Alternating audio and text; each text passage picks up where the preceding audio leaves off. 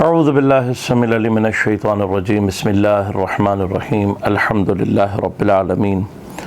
والصلاة والسلام علی رسولہ الکریم و اہل بیتہ الطیبین الطاہرین لا سیما بقیۃ اللہ فی الارضین ولعنۃ اللہ علی اعدائہم اجمعین اما بعد قال اللہ تعالی فی کتابہ الکریم بسم اللہ الرحمن الرحیم وَإِذْ قَالَ مُوسَىٰ لِقَوْمِهِ یا قوم لما توزوننی وقد تعلمون انی رسول اللہ الیکم فلما زاغوا ازاغ اللہ قلوبہم واللہ لا یہدی القوم الفاسقین صدق اللہ العلی العظیم۔ سورہ مبارک ہے صف کی 5 نمبر آیت۔ پروردگار ارشاد فرما رہا ہے کہ جب جناب موسیٰ علیہ السلام نے اپنی قوم سے کہا یا قومی، اے میری قوم، لما تزوننی، کیوں مجھے اذیت کرتے ہو، وقد تعلمون انی رسول اللہ علیکم، جبکہ تم اچھی طرح سے جانتے ہو کہ میں اللہ کا رسول ہوں، بھیجا گیا ہوں تمہاری جانب۔ عزیزان من، یہ آیت یہ سمجھاتی ہے کہ امتیں بعض اوقات یہ جانتے ہوئے کہ یہ حجت الہی ہے، یہ جانتے ہوئے کہ یہ اللہ کا نبی ہے، اسے اذیت کرتی ہے۔ لہذا یہ جو ایک تصور ہمارے ہاں دیا گیا ہے کہ مسلمان کیسے امام حسین کو امام جانتے ہوئے یا ان کی تمام تر فضیلتوں کو جانتے ہوئے ان کی مخالفت کر سکتے تھے، انہیں قتل کر سکتے تھے۔ سب سے پہلی بات تو یہ ہے کہ جو بھی شخص اپنے زمانے کے نبی یا امام کی مخالفت کرے، اسے اذیت دے، وہ ویسے ہی دائرہ اسلام سے خارج ہو جاتا ہے۔ لہذا ہمارا ہمیشہ سے یہ کہنا رہا ہے اور عقیدہ رہا ہے کہ جن لوگوں نے بھی امام حسین علیہ السلام کو قتل کیا یا کسی بھی طرح سے اس قتل میں مشارک رہے یا کسی بھی طرح سے اس پر راضی رہے، یہ سب کے سب دائرہ اسلام سے خارج ہیں۔ اب مسئلہ صرف یہ ہے کہ ایک بڑی اکثریت خاموش رہ جاتی ہے، جس کی وجہ سے بعض مجرموں کو بات کرنے کا موقع مل جاتا ہے۔ امام حسین علیہ السلام کے قاتل کون ہیں تاریخ میں، اگر یہ دیکھنا ہے اور اس کو سمجھنا ہے تو ایک بڑا مشہور مقولہ ہے، کہا جاتا ہے کہ ہسٹری ریپیٹس اٹ سیلف، تاریخ اپنے آپ کو دہراتی ہے۔ آج کی تاریخ میں اگر آپ یہ دیکھنا چاہتے ہیں کہ سید الشہداء کے قاتل کون تھے، کس عقیدے کے حامل تھے، کس مسلک سے تعلق رکھتے تھے، تو ابھی حالیہ ایک کانفرنس ہوئی ہے جس کا ظاہری نام دفاع صحابہ دیا گیا ہے، لیکن میں اس کو ایک نام دیتا ہوں کہ یہ آل پارٹیز قاتلان امام حسین کانفرنس ہوئی ہے، اس لیے کہ یہ دفاع صحابہ کا سٹیکر تو وہ بالکل ویسے ہی ہے جس طرح سے لشکر یزید، شمر، عمر سعد جیسے ملاعین کلمہ پڑھ رہے تھے ظاہر میں۔ ان کا یہ ظاہری کلمہ اسلام نہیں ہے، کیونکہ یہ واضح طور پر قرآن کی منافقین کی جو ڈیفینیشن ہے اس سے، اگر ہم یہ کہا جائے کہ یہ مسلمان ہیں، اس سے مخالف ہے۔ قرآن نے بہت واضح طور پر سورہ مبارکہ منافقون کی پہلی آیت میں یہ بات کہی ہے کہ رسول یہ آ کر تمہارے پاس شہادت دیتے ہیں، کلمہ پڑھتے ہیں اور یہ کہتے ہیں کہ آپ اللہ کے رسول ہیں، اور پھر قرآن فرماتا ہے کہ اللہ بھی گواہی دیتا ہے کہ یہ منافقین جھوٹ بول رہے ہیں۔ لہذا یاد رکھیے گا، ایسے افراد کے جو علی الظاہر تو کلمہ پڑھ رہے ہوں لیکن اسلام دشمن ہوں، دین کے دشمن ہوں، دین کی جڑوں کو کاٹنے والے ہوں، ان کو قرآن منافق کے لفظ سے یاد کرتا ہے اور ان کے بارے میں قرآن کہتا ہے کہ اللہ گواہی دیتا ہے کہ یہ جھوٹے ہیں، ان کے کلمے کو سچ ماننا خدا کی گواہی کو جھٹلانا ہے۔ اور تاریخ میں پیغمبر کے بعد منافقین کا گروہ جہاں پر کھل کر سامنے آیا ہے، اس مقام کا نام کربلا ہے۔ لہذا کربلا سے ریلیٹڈ ہر آدمی جو کربلا میں امام حسین کے مخالف تھا فزیکلی، جو عقیدتاً امام حسین کا مخالف تھا، جو رضایتاً امام حسین کا مخالف تھا، وہ پوری مشینری کہ جس نے کربلا کو برپا کیا، یہ سارے کے سارے وہ منافقین ہیں کہ جن کے جھوٹ، جن کے کلمے کے جھوٹ کی گواہی اللہ نے دی ہے۔ لہذا آج اگر زمین پر کوئی منافق ان منافقین کو سچا ثابت کرنے کی کوشش کر رہا ہے، ان کو مسلمان اور بعد میں صحابی رسول جیسی باعظمت ان کے لیے مقام کا قائل بننے کی کوشش کر رہا ہے، تو وہ خود موجودہ زمانے کا منافق ہے۔ دیکھیے، یہ بات ہم سب کو سمجھنے کی ضرورت ہے کہ اسلام کے دامن میں خطرناک ترین دشمن اسلام کا منافق رہا ہے، اور جو کوئی اس کا انکار کرے گا وہ قرآن کا انکار کرے گا، اس لیے کہ قرآن نے مسلسل تمام قرآن آپ جہاں سے شروع کریں گے آپ کو منافقین کا تذکرہ ملے گا۔ یہ نہیں ہو سکتا، اٹس ناٹ پاسبل کہ پیغمبر کے بعد منافقین ختم ہو جائیں، بلکہ پیغمبر کے بعد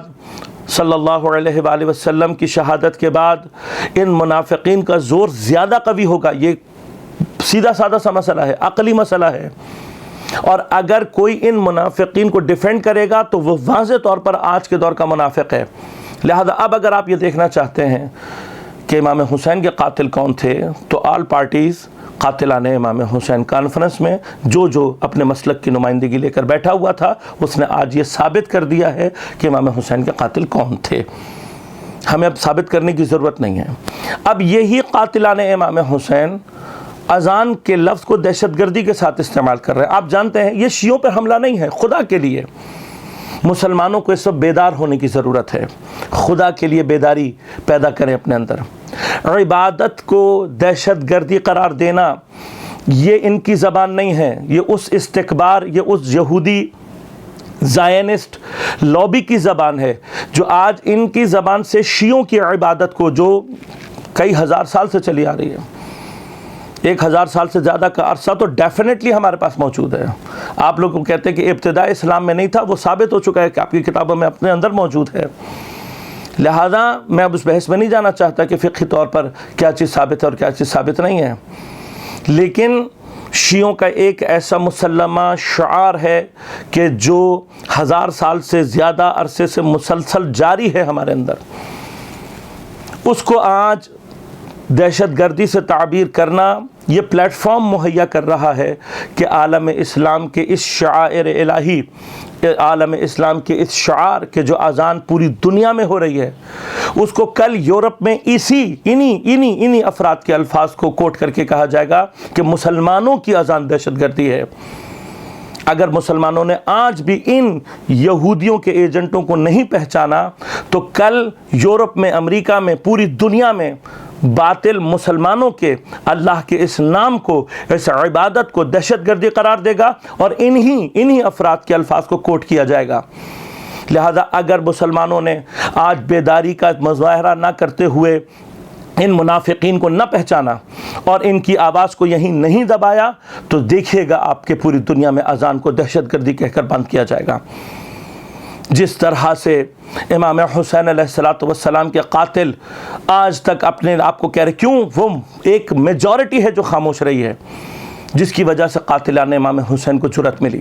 اور آج بھی یزید زندہ باد کا نعرہ لگانے والوں کے ساتھ بیٹھنے والے بتا رہے ہیں کہ وہ میجورٹی اگر اپنی مجرمانہ خاموشی پر باقی رہی تب بھی کربلا دہرائی جائے گی۔ لہذا اس وقت مسلمانوں کو، اب آپ پڑھے لکھے ہیں، آج سوشل میڈیا کا دور ہے،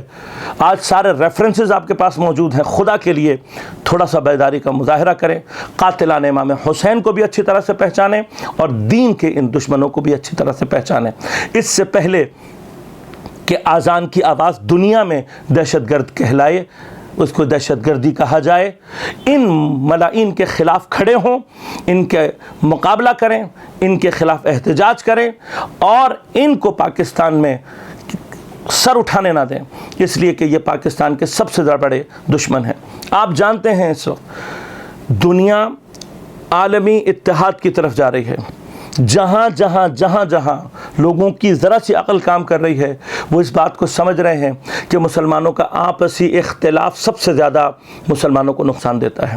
ابھی افغانستان میں جو بھی حالات پیش آئے ہیں، لیکن اس میں سب سے بڑی چوٹ اس تکفیری اور یہودی ایجنٹس کو یہ پہنچی ہے کہ یہ چاہتے تھے کہ اس بہانے سے پاکستان کے اندر اختلافات کو پیدا کیا جائے،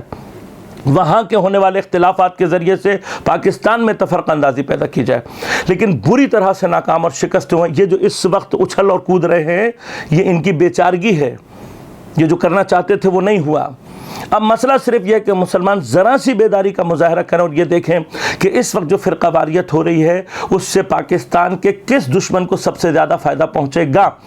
اور اگر ہماری ایجنسیاں واقعاً، ہمارے ادارے واقعاً اس وقت اسلام اور مسلمانوں کی اور پاکستان کے تحفظ کرنا چاہتے ہیں، ان کو بے نقاب کریں. میں چیلنج کرتا ہوں ان کے جیبوں سے اس ہمسائے ملک کے پیسے نکلیں گے، ان کے ریشے آپ کو وہاں پر ملیں گے، کیونکہ پاکستان کے اندر مسلمانوں کا آپس کا اختلاف، اس کا سب سے بڑا فائدہ ہمارے ہمسائے ملک کو ہوتا ہے، کہ جو ہمارے لیے سب سے بڑا خطرہ ہے. اس وقت سب سے زیادہ پریشان وہ ہیں. اور یاد رکھیے گا پاکستان میں شیعہ سنی اتحاد کا سب سے زیادہ اثر ہمارے ہمسائے میں پڑتا ہے، اور وہ اس بات سے خوفزدہ ہے کہ کہیں مسلمانوں کا اتحاد ایک ایسی سپر پاور کی صورت میں سامنے آ جائے کہ پھر وہ جو ایک گلوریفائڈ دور تھا مسلمانوں کا وہ ریوائیو ہو. دشمن خوفزدہ ہیں، لیکن یہ منافق طبقہ فرقہ واریت اور اختلاف ایجاد کر رہا ہے. یاد رکھیے گا اختلاف پیدا کرنے والا اسلام کا سب سے بڑا دشمن ہوتا ہے. امام خمینی رضوان اللہ تعالیٰ علیہ بہت عرصے پہلے یہ بات کہہ گئے تھے کہ جو بھی شیعہ سنی اختلاف کی بات کرتا ہے نہ وہ شیعہ ہے نہ وہ سنی ہے، بلکہ استعمار کا اور استکبار کا ایجنٹ ہے. انہیں پہچانیے اور اپنی ذمہ داری پوری کیجیے. السلام علیکم ورحمۃ اللہ وبرکاتہ.